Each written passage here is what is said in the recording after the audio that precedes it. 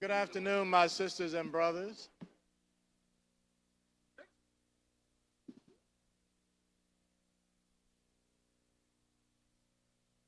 Let me thank you for attending today.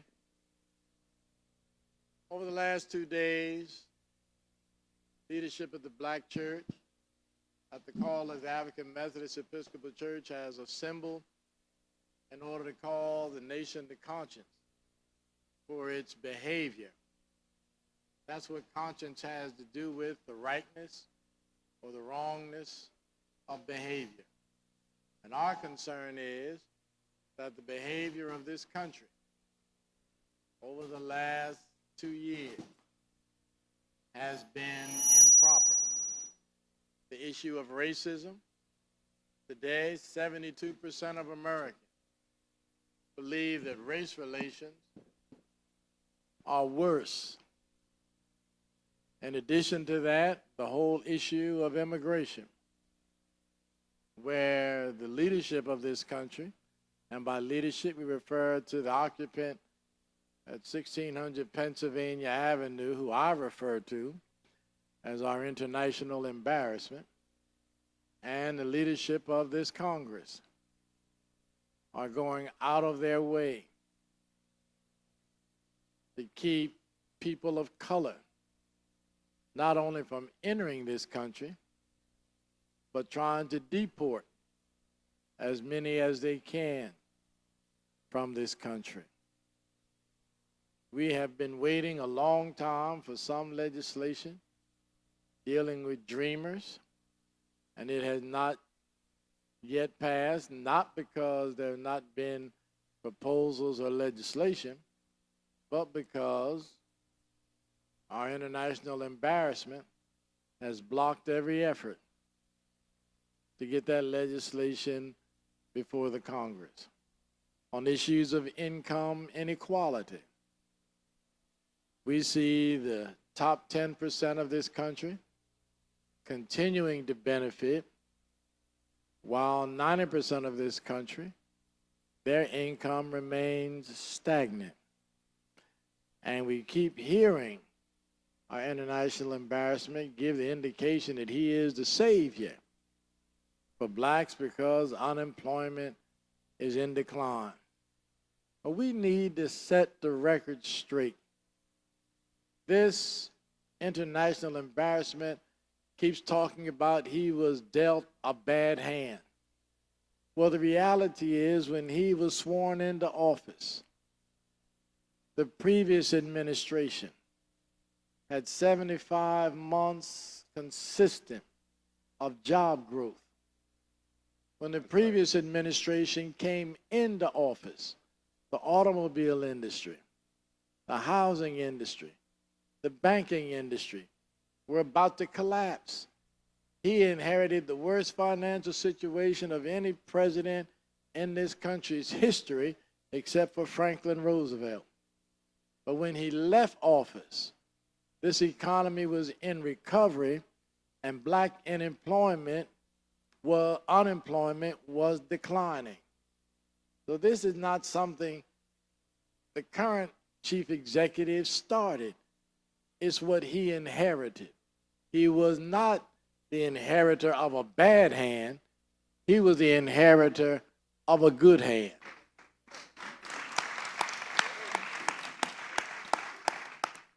But just as much as we're concerned about what he's doing to African Americans and people of color, we also raise to this nation the issue of conscience, because we have never in the history of this country had a chief executive who would not know the truth if it introduced itself to him.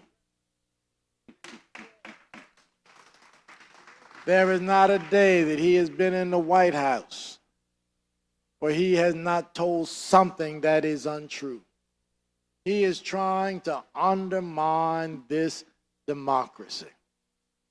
He seeks to have the Justice Department, not the Justice Department of the United States, but the Justice Department of Donald Trump. He seeks to discredit the national media. And understand, black folk have had a lot of reasons not to trust the media. But we wholeheartedly disagree. The media is not the enemy of the people. Right. And for him to say only listen to what he says is one of the cruelest jokes and one of the sorriest jokes I've heard. So we come to call the nation to conscience. And let me say again, it is utterly, utterly irresponsible for the majority party in the United States Congress to let what is happening in this country go on and sit idly by and say nothing. They are just as responsible as he is because they are capitulating. They are intimidated. They are afraid. And we challenge them. We challenge them to have some backbone. But let me assure you, the black church will continue to speak truth to power. I'm happy to have with us today the senior bishop of the church, Bishop McKinley Young. Happy to have Bishop Byfield, presiding prelate of the 16th District. I'm happy to have Dr. Jamal Bryant, pastor of Empowerment Temple in Baltimore, who has been outspoken on a host of these issues for a period of time. He's not new to this effort. And we're happy to have Reverend Stephen Green, the pastor of Hurd Church in Roselle, New Jersey, and somebody very close and dear to him the other day referred to him as a little Martin Luther King. So I'm happy to have all of them here today. And if any of them want to make a comment, and then we'll entertain questions. Bishop Young, you want comments? First, we want to affirm, without any equivocation, the words of our distinguished president. We want to affirm outright the insights that were shared, the vision that was painted. We want to align ourselves unequivocally with those words. We want to also say that we are excited about what we have witnessed while we have been here in Washington, D.C. We're grateful for the phenomenal planning and preparation that was undertaken by the good people of the 2nd Episcopal District to host this event.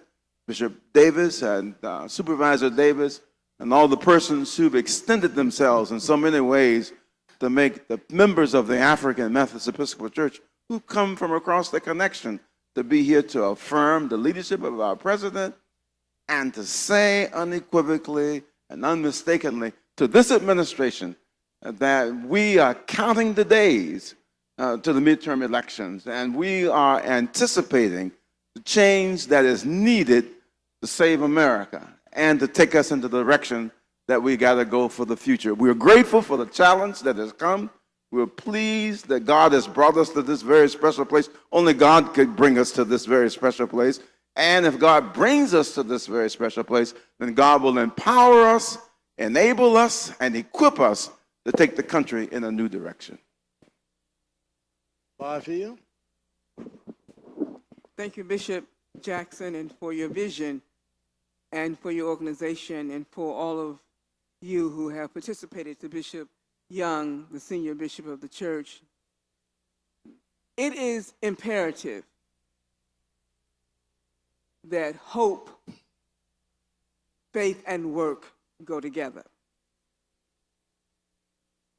And like many of you, 2016, I had a moment of depression, of asking God, why did this happen?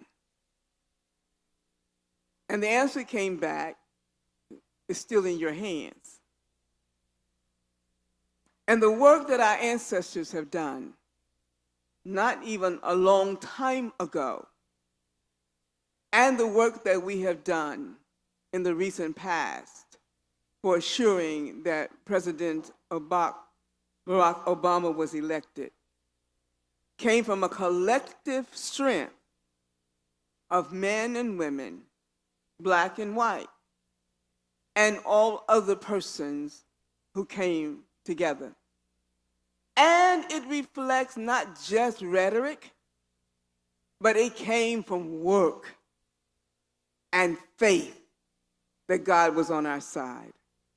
God is still on our side, even though it doesn't feel like it when we turn on the TV every day and see the travesty in our nation. So the call to conscience is not just for us to get together and say we can do it. It's for us to get together and do it.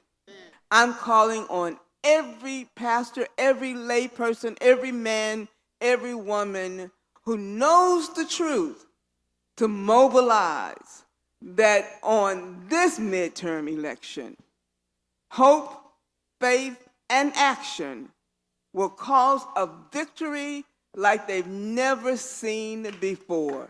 And we can do this thing because we know that we have done it and we can do it. And thank you for being here for this moment. What? Let me thank the members of the Black press who are here. We're appreciative for the amazing leadership of Bishop Reginald Jackson, who made this clarion call soon after becoming president of the Bishops' Council, and he makes all of us proud as AMEs, his leadership in this direction. We're grateful for our senior bishop, Bishop McKinley Young, but for the sake of the press, I wanted you to be aware that our host bishop is here, Bishop James Lavert Davis, who's bishop of the 2nd Episcopal District. Bishop Davis, if you'll lift your hand, please, who's sitting right behind you. Our retired senior bishop, Bishop John Richard Bryant, if you'll lift your hand, we're grateful for your presence, as well as representing the AME Church, Bishop King. Won't you lift your hand? I had to. Yes. Yes, Bishop Don Williams, United Church of Jesus Christ. Thank you so much. I am overwhelmingly elated of all to have Bishop King with us on today from the AME Church. I always wanted, being raised in the civil rights community, I always wanted to say I walked with Dr. King. So finally I can take it off my bucket list. Thank you so very much. This is a hallmark moment that I wanted particularly the Black press to be mindful of. The AME Church is making the church great again. You all were with us last when we were at the memorial service for the utter violence that took place in Charleston, South Carolina, for the massacre of the Emmanuel 9, and now you're back with us in the Cathedral of African Methodism at Metropolitan AME Church under the amazing leadership of Pastor William Lamar. Would you help me thank God for his leadership of opening up the doors for us? This is a critical moment for us because we have so many statistical data as collected by George Barner of millennials who don't believe in the value of the church or the institution of the church, that while they believe in God, they don't have any confidence in the church as an institution. So what it is that we did today was really a cross-pollination of two different generations of those who walked literally with Dr. King and those whose only memory is Barack Obama.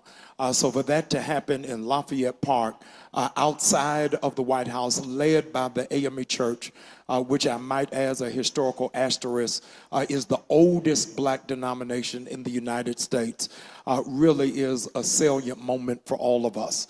It is a critical season while we are here, and I really I was going to yield to our president to make that announcement.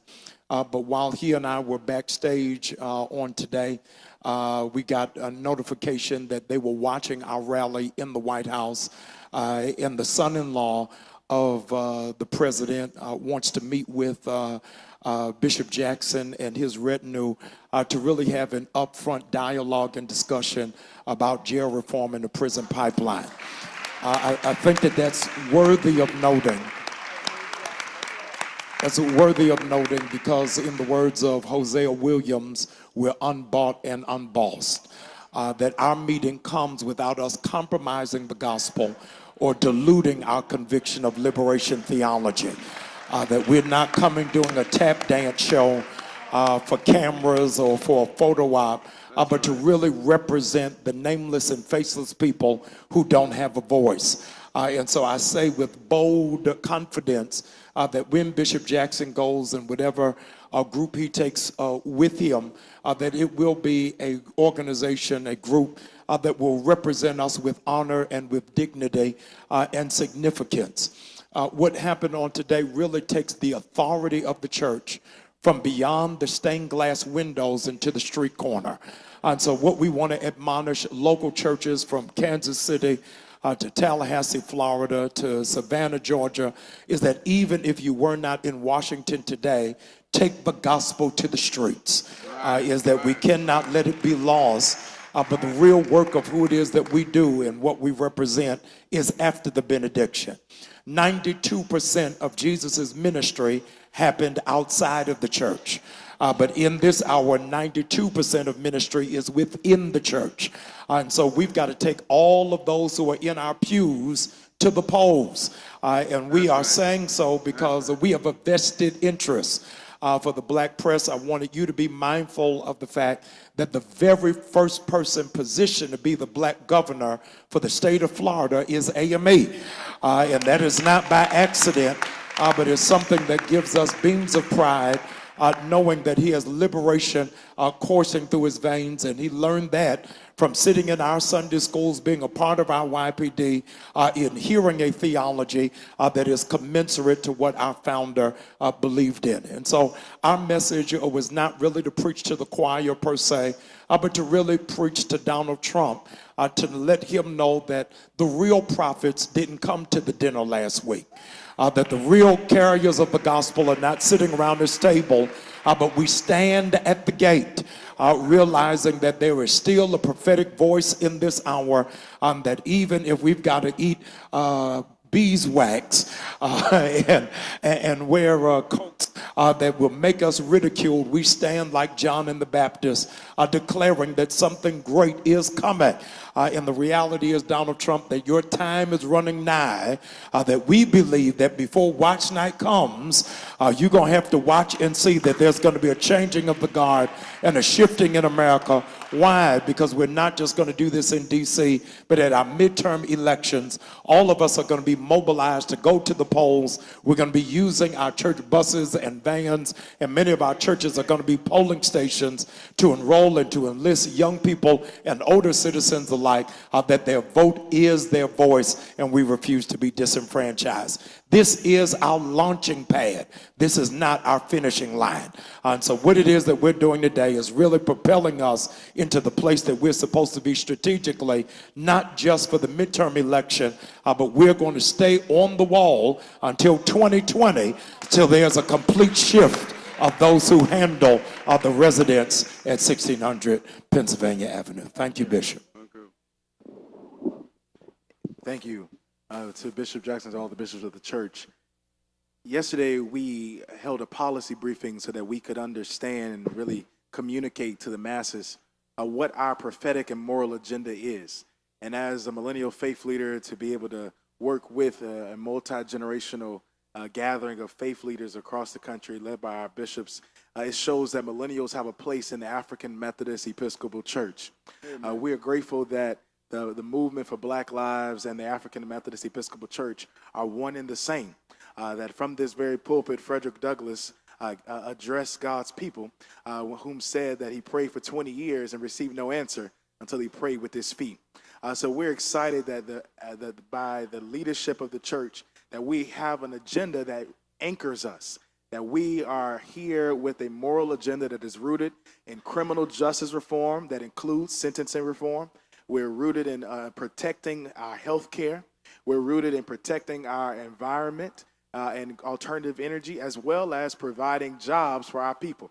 Not just with an increase in a minimum wage, but we're going to argue and profess for a guaranteed annual income, which is what Martin King fought for before he died.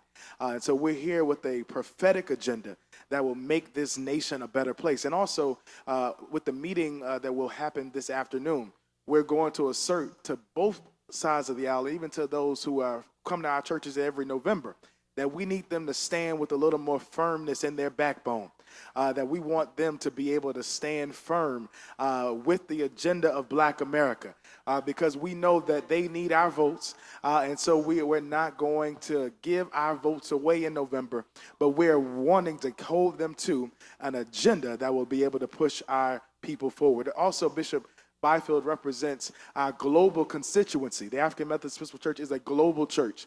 And so we're excited that we're also being able to advocate not for our brothers and sisters in Puerto Rico and the Virgin Islands who are still being disparaged because of weather and hurricanes. And our president continues to walk and look over them. We're also standing to speak up for our brothers and sisters on the continent of Africa, where aid has been cut because of this administration. And we're encouraging all of our constituents across the country, across the world, to show up to their embassies, to the United States embassies, and to be able to take the call to conscience across the world. We're hoping that Black and brown people across the world will see the AME Church and see the Black church really stand firm on our moral and prophetic agenda. Our prophetic agenda does not end, and it is one that has local implications. So we're encouraging and training our folks with Adopt a Precinct program, which we discussed yesterday with Righteous Vote. AME Righteous Vote is our civic engagement initiative, and Bishop Frank Madison Reed III would have us mention that. We're training precinct captains. We're training young people to be canvassers with paid jobs, to be able to knock on doors, and phone bankings will happen in the Black church. And we're excited that not only will we do civic engagement, but if it comes to it, we will do civic disobedience. Amen. God bless us. All right, we'll entertain. Our sister stood up with the Flint standard. She stood up with the shirt that says Flint lives. Flint lives matter. And I think that we cannot move forward without acknowledging that we want to see not just clean water in Flint, but we want to see clean water and opportunity for that to occur all over the country. And Flint, like all of the other states, deserve clean water, and our people should not be denied that opportunity. All right, we'll entertain any questions you may have. Yes, sir.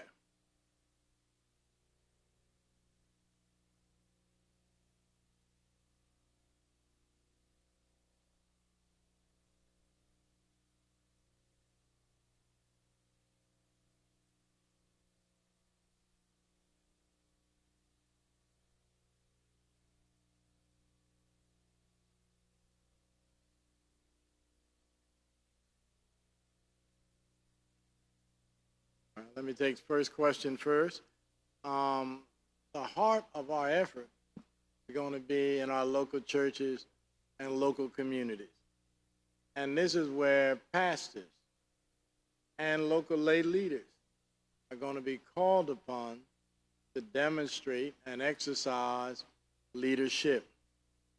This is where trench warfare is really going to be taking place. And so it's my hope that beginning this coming Sunday in every congregation, we will not ask all those who are not registered to stand.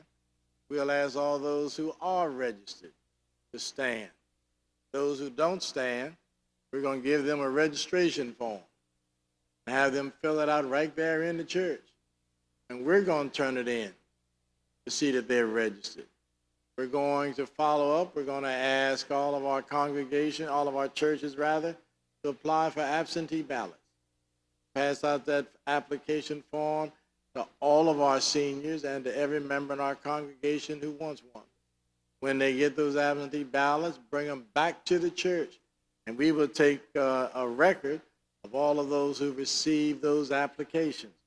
We want them to bring the filled out, completed ballots back to the church, and the church is going to see that they get to the county office to ensure that they in fact are registered. And then we're going to put in place systems and methods to make sure that every registered voter in our congregations get to the polls. Every van, every bus, every car that we have, we want to make sure that they go and vote. In fact, it's our goal that 80% of our congregations will vote early. 80% of our congregations will vote early. Because therefore, if there's a problem at the polls, we have a chance to deal with that problem. We want 80% to vote prior to. Our goal is to try to get every eligible person registered to vote. For example, in Georgia, which has a major governor's battle, right now there are about 600,000 blacks in Georgia who are not registered. Amen. We're going to get them registered. I'm still upset because the current occupant is 1,600, won Georgia by 4.5 percentage points. Georgia's voting population is 32%. Less than 60% of blacks voted in 2016. We're not going to make that mistake twice. That's why I've said to the folk in Georgia when I was assigned there that I was upset with blacks in Georgia. Still upset with blacks in Georgia. To get over being upset with blacks in Georgia, we're going to turn Georgia around. Awesome. Let me also add in response to Jerry Kushner. I've not received an invitation. If I receive an invitation, I'll go. And I'm going to take my colleagues and folk with me. But we want them to understand before we get there, it will be a come to Jesus meeting. It will not be a pep rally. No. It will not be like one of his cabinet meetings. And if there's a condition that you can't ask questions before you go, there will not be a meeting. Right. And we'll meet with the president, not with Jared. Oh, I'm like, I don't need to meet Jared. Jared doesn't have any authority. Bishop, can we add the website for information is ame-church.com. ame-church.com. And then whenweallvote.org is another place of information. And the week of September 22nd to 26th is the week of action, the right of vote. So we're participating in all of those. Yes.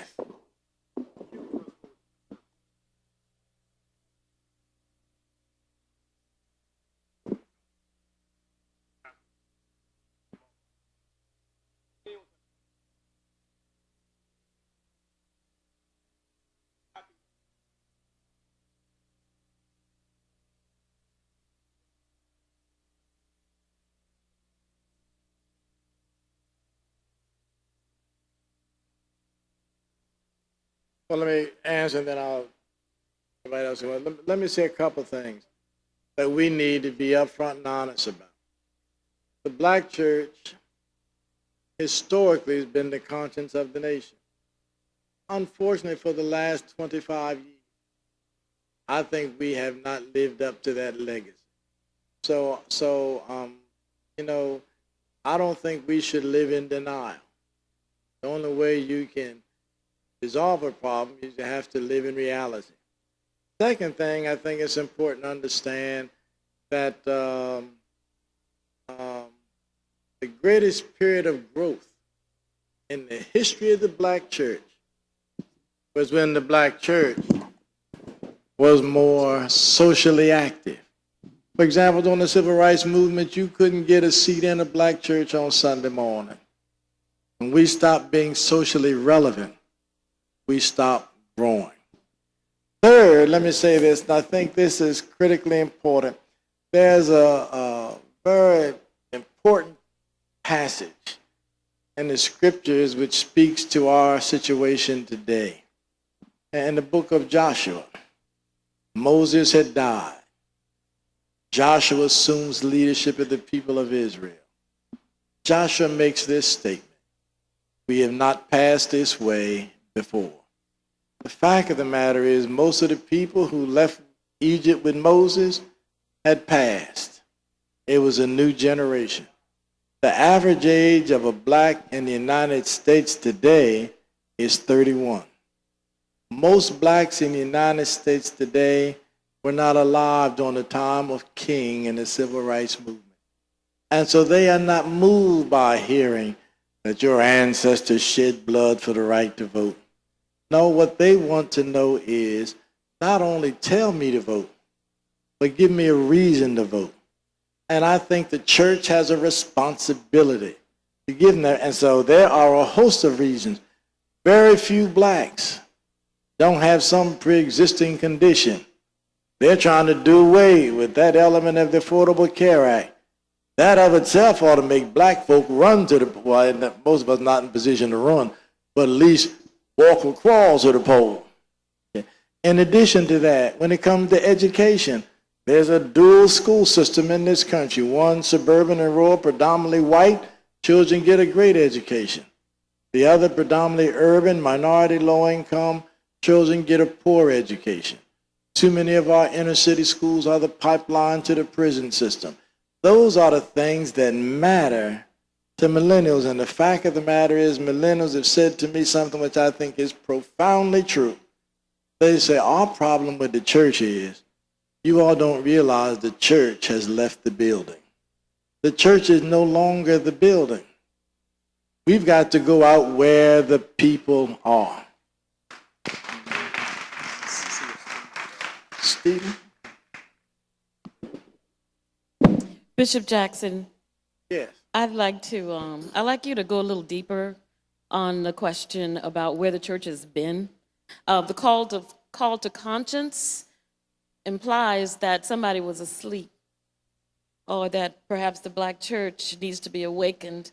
And so with the suffering of black people over the last decades, even since the Civil Rights Movement, where did the black church go, and how do you sustain this movement? The second question is, if you go to the White House to meet with Jared Kushner or the president, how do you make sure that it's not the same kind of photo op that happened a few weeks ago? Let me answer your first question first, and y'all feel free to chip in as we go along. Number one, again, I'm not sure the question today is where has the church been. I think any of us realize that the church over the last 25 years has not been as socially active or as relevant as we should have been. In fact, there's a passage, and most of those bishops and all here have heard me say, there's a passage in Amos which makes me shudder every time I read it, and I think about it daily because it convicts me. And it says, I despise your feast days. I despise your solemn assembly. Though you offer me grain offerings and fat offerings, I will not accept them. The melody of your stringed instruments I will not hear. Take away from me the noise of your songs, but let justice roll down like water and righteousness like a mighty stream. I think one of the things the church has become caught up with is the praise of God, and God ought to be praised. Anybody with good sense is going to praise him. Where we've come short, God also wants us to serve him. Because I keep hearing Jesus say in the Lord's Prayer, thy kingdom come, thy will be done. This country today is nothing like the kingdom of God, and that's our challenge. And finally, and to your point, if we get an invitation to the White House and go, and they try to make it a photo op, there's a song that Nancy Sinatra used to have out when I was a little boy. And I don't know the song, but I just know the words to the title. These shoes are made for walking, and that's just what I do. But one of these days, these shoes gonna walk all over you. That's it. Bishop, question in the last week or so with a book called Unhinged and with the reports in the New York Times, we see a picture of a president that could really be insane. that could really bring us to the depths of despair. After all, he has control of the nuclear weapons. With that said, should there be a call for impeachment? And the reason I raised the question, because Maxine Waters seems to be the only one, won't say the only one, but one of the few, let me say that, raising the issue, and because she is one of the few, she's being painted as an extremist. But if other people, the church, would come out for impeachment, maybe she wouldn't be looking in that sort. And if not impeachment, then what should happen when we are really in a very constitutional and civic crisis? And before I respond, I ask anybody else before me. Yes. I think that impeachment is the order of the day, but I think the Bible gives us warning that our people die from a lack of knowledge.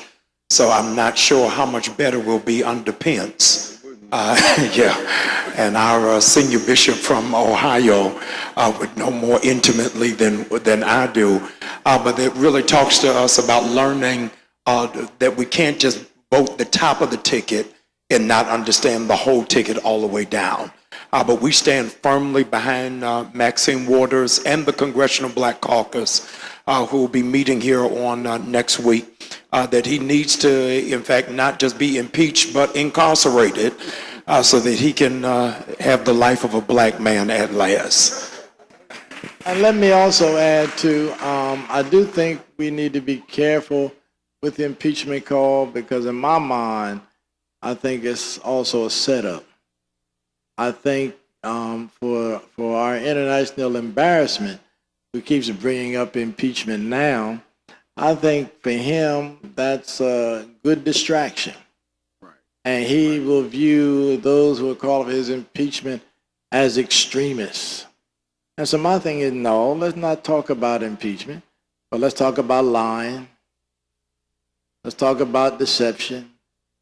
Let's talk about all this other stuff that he's doing. And if we turn out the vote in November, take control of the House, perhaps the Senate, then I think there's enough grounds where they'll be able to move forward and see what the end will be. And I emphasize, see what the end will be. Yes, Dashawn Farad, yourblackworld.net. I have two brief questions, I promise you, brief ones. One, are you getting tremendous help from the Congressional Black Caucus as a body? And secondly, I asked to any of the pastors, what type of candidate should the Democrats be running to, what do you feel, what type of candidate should they be running to defeat Trump in 2020? Well, let me say this.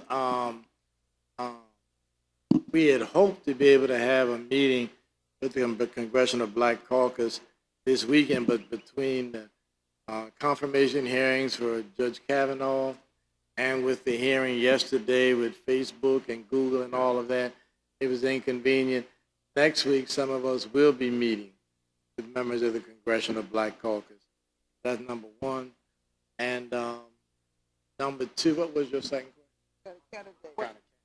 Oh, what kind of candidate? Let me just say this. I'm not going to tell the Democrats what kind of candidate they should pick, because I don't want to have it said that the black church is trying to pick. But let me just say this. The Democrats, I am a Democrat with an open mind. I do think the Democrats, though, need to understand they have a problem. They have a major problem. And that is 2016. Their nominee was somebody who did not generate support from millennials because of baggage the Democratic Party had during the term of the 43rd president. And then the person who almost got the nomination, not even a Democrat. So what does it say about the party if somebody who's not a member of your party almost gets your nomination? But that's where we are. That's where they are. So, but we'll weigh in when all of them announce, and I suspect it'll be a busload of candidates. Mr. President, I think that what we can be grateful for is that there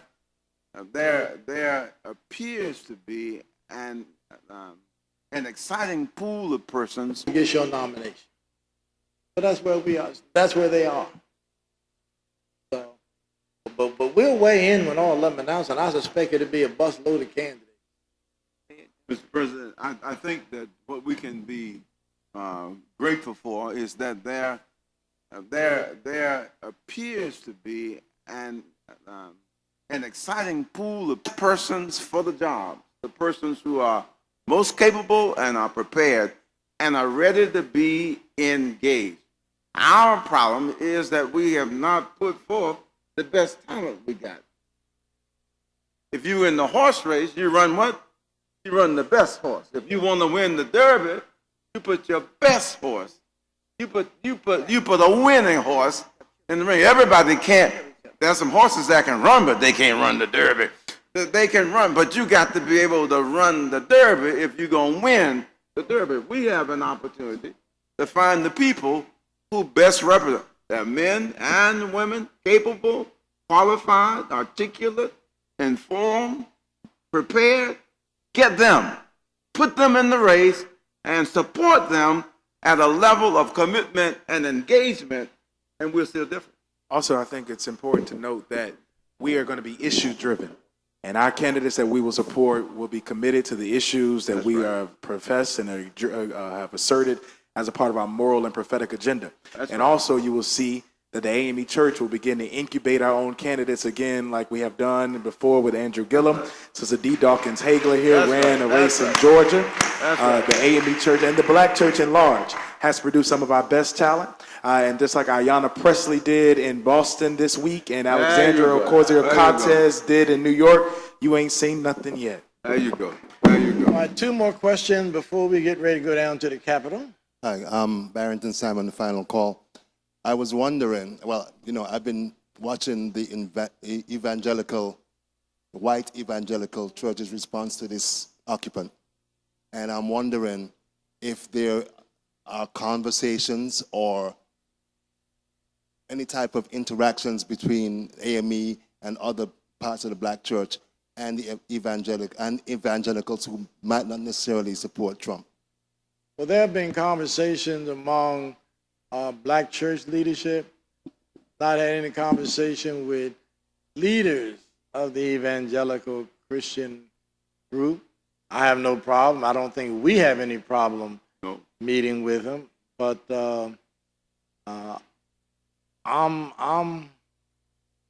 what's the best way to put it? I'm just not sure. One thing I don't want to do is waste my time. Is because you cannot explain to me how 75% of evangelical Christians can support somebody who was dishonest. That's right. Misogynistic. There you go. Hadn't paid taxes in 20 years. There you go. Racist. Who seems to be in contradiction to everything you say you believe. How you can explain that to me is like asking me to explain how black cow can eat green grass and give white milk. Add to that, Bishop, that just for the record, that we extended an open invitation to all 20 of the pastors who met with President Trump because they claimed that they were going to have influence. So we wanted them to know what they ought to be influencing. And by virtue of their absence on today, it's obvious that they didn't want to respond to the call. And none of them came. No, not one. No, not one. Okay. Till the day is done. And did not even respond to it, but we extended an open invitation to all of them. Let me just also, if you don't mind, Bishop, the other part of that, and it sort of mirrors through some of the other questions. In terms of how we're going forward, it is important, even part of why maybe the Black church collectively has been silent, although individually there have been strands and churches and groups who have been very progressive as it related to the millennial issue and other issues involved. We're at a point where oppression is not just race. It's race, but it's not just race. And so that if we are going to say that we want the country to deal with social justice issues, then we have to begin to deal with segments in Minnesota with a woman who was Muslim, who is the best candidate, but she's Muslim. So then, do we say she's not a Christian, and we're not going to support her when, in fact, for that constituency, they made that decision? And so that we have to speak to those issues from a broader perspective. Muslim, who is the best candidate, but she's Muslim. So then, do we from a different perspective? Last question. Let me come to her first, and then I'll come back. To the panel of bishops and ministers, I know that you are aware that we are fighting against the principalities of darkness in high places. And I want to know, could someone just speak on, how are you going to mobilize people, with their thinking and understanding of what that means and how to get in this fight, not just to get a candidate in for today, but this has got to become our lifestyle, because we have become complacent and we watch too much television and do a lot of other things, and we could be using it to bring about the change, and we've got to all try to push together, So just speak on that. I think it's an excellent question.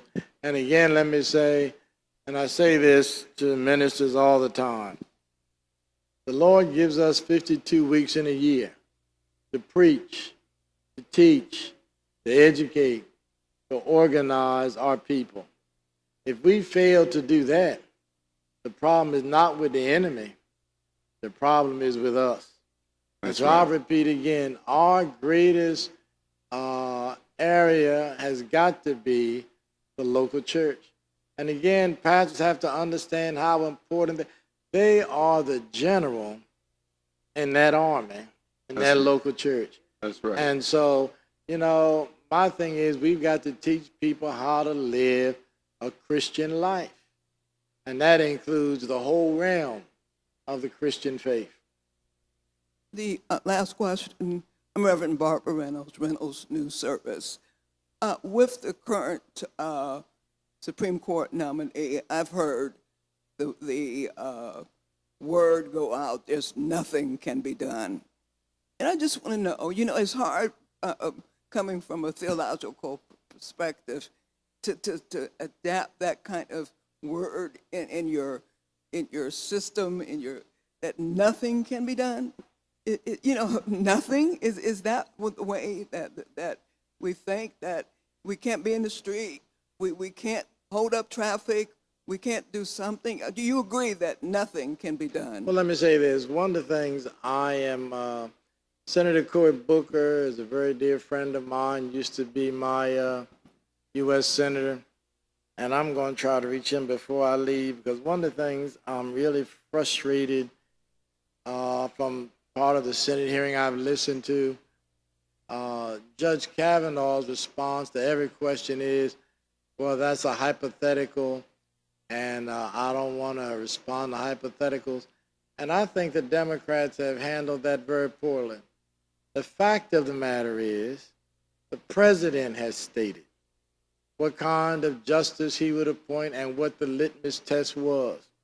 For example, it is not hypothetical as it relates to whether or not a sitting president can be indicted. Judge Kavanaugh has written statements regarding that, so that's not hypothetical. That's right. In addition to that, when it comes to the kind of person Mr. Trump would nominate, that's not hypothetical. He said that. So all this stuff about that, no, let's deal with some real life issues. He has a written record. It's not hypothetical what you wrote. You may want to make it hypothetical now, but the fact is he has a record, and the Democrats need to go after him on his record. And his record is not hypothetical. His record is factual. His written record and his judicial opinions are factual.